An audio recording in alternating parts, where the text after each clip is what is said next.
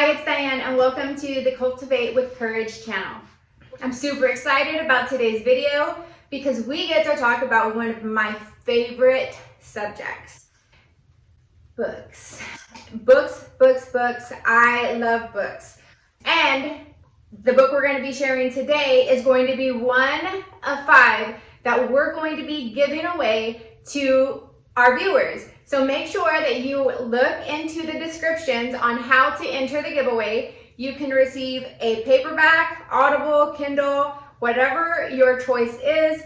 Enter for the giveaway and you will be receiving a copy of the book courtesy of Cultivate with Courage. Making money like a man. Now let's get into the book.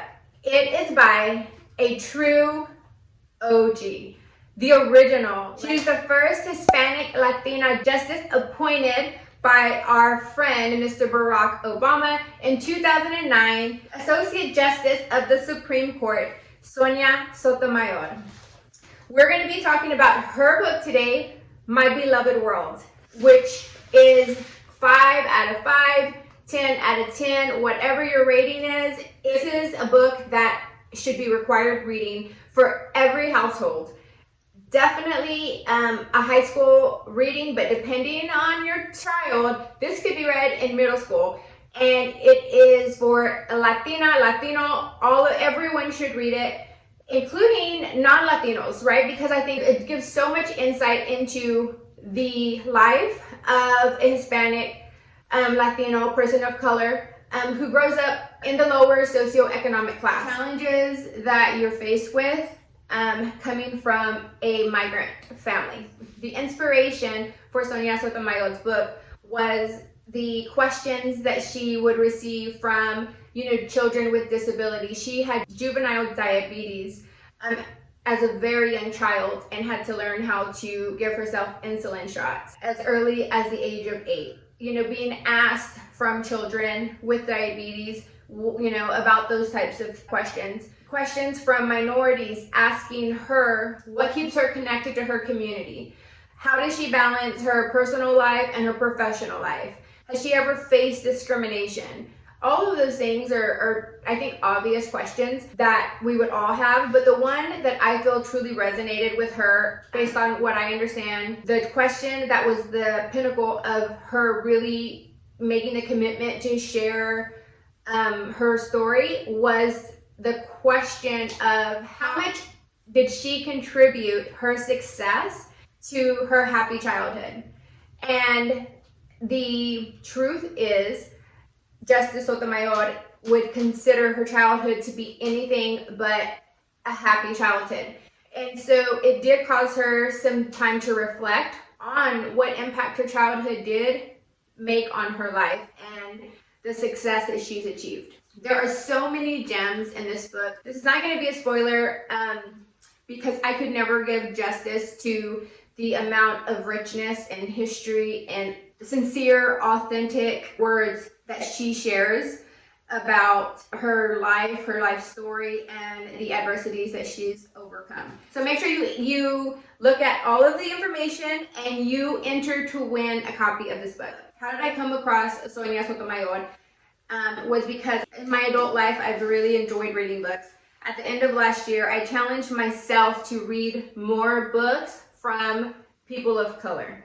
I loved reading the stories that I was reading, but I just wasn't getting the connection to my personal story and, the journey that I was on in my own personal discovery. Also, it was clear to me, why do we not have more people of color, right? More diverse voices, right? Why are our voices and our stories not told? Or why don't they have the attention that, white America or mainstream America has when it comes to published literature? So it was part of my goal, my personal challenge, to read more stories and help promote and elevate stories written by people of color. So that's how I ran across Sonia Sotomayor's book.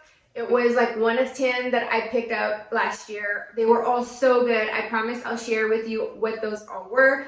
But this one, mic drop. Sonia Sotomayor is the Latina version of Michelle Obama, the Hillary Clinton, the RBG. She is a gangster. She is badass. And I'm going to just share with you a couple of things in her story that she overcame and she addressed head on that I like worship her. I can't believe that I didn't know about her before my ripe old age of 37. Shame on me, but don't make the same mistake in your house. The first thing that I took away from my beloved world was when she was, maybe in 5th grade, she noticed that there was a student that continued to excel and receive awards and, continue to get excellent grades. And, it motivated her because she wanted to have that same level of achievement. And so what she did is she asked her classmate in the 5th grade, how do you study for your test? How are you preparing? And her classmate shared with her how to study and how to prepare. Now that might seem like an obvious question to ask, but it is so not for so many students, especially when you are not raised in a household where education and learning is part of daily, your daily conversations at home. And maybe why this stuck out with me personally was because I was pursuing my master's degree and I've always had a really difficult time with my exams. I would study for so long and fail all of my exams. That never failed. That's the only thing I didn't fail at. But I realized, that's something that you're supposed to do. I always assumed that learning was an innate skill. I didn't realize that studying and the ability to study and prepare for tests and all of those things, that's actually a learned skill. That is not something that everybody is just, born with. That is something that is learned. And so for me personally, I never learned how to study, flat out, never. I never even knew that there was a method or a right or wrong way to study or a way to be effective at studying.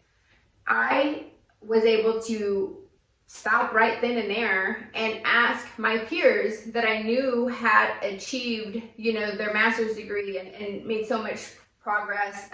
How do you study? And they showed me, they explained to me what they do, and it made so much more sense to me. And so for me, it just allowing me to be open to that and to realizing that, it allowed me to accept the fact that I'm not dumb, right? That I'm not just dumb.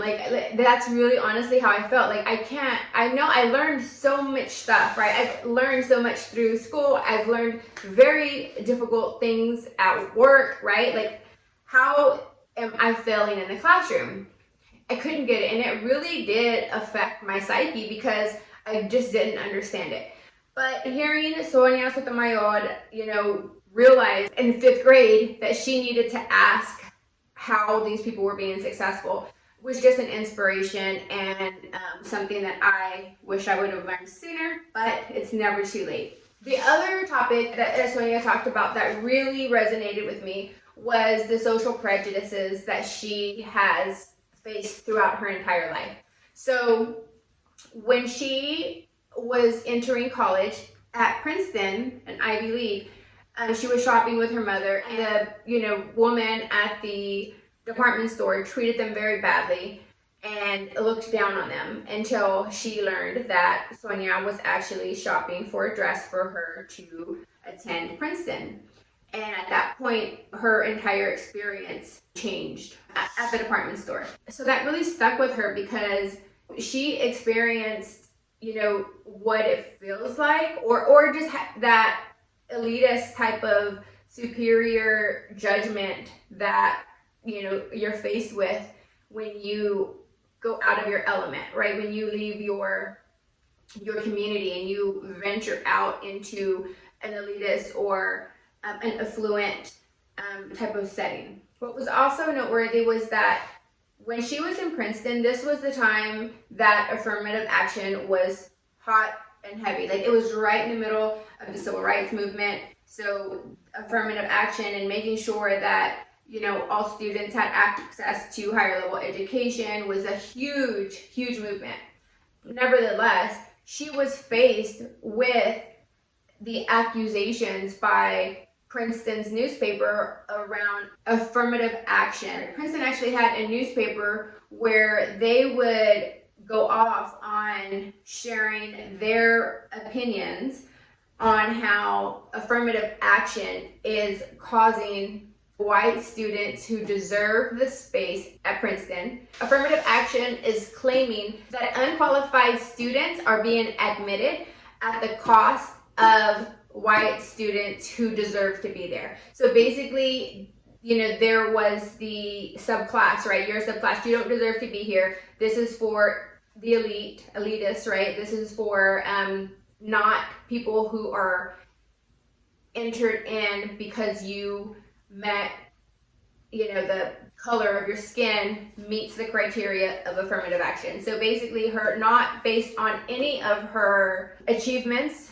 When Sonia went to Yale and she was interviewing, the employer straight out told her to her face that she was only at Yale because of affirmative action. You know, that was the ultimate, literally to her face, that she was only there because of affirmative action, that she didn't deserve to be there, and that she had she needed culture, she didn't have any experience. She was humiliated whenever she left that interview. But how did she handle that? She handled it the only way a badass justice would.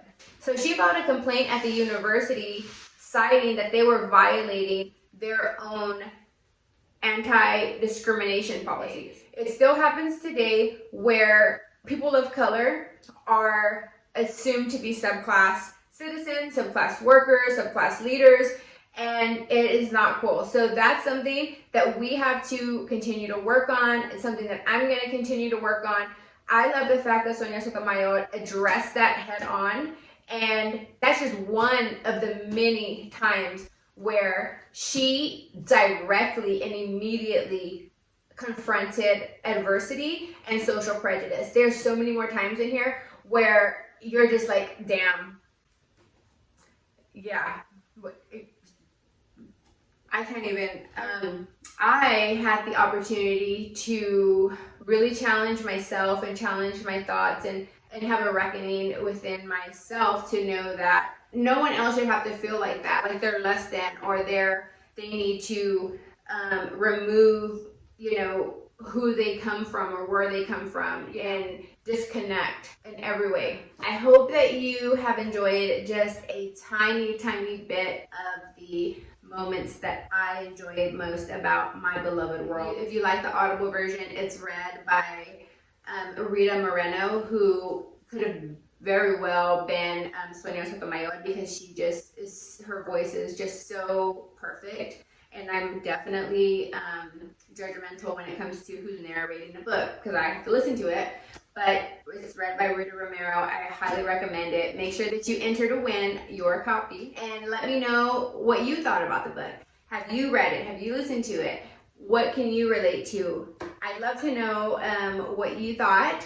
And also, I look forward to sharing with you more books that have inspired me to cultivate with courage. Making money like a mint, laying in my ice like shrimp.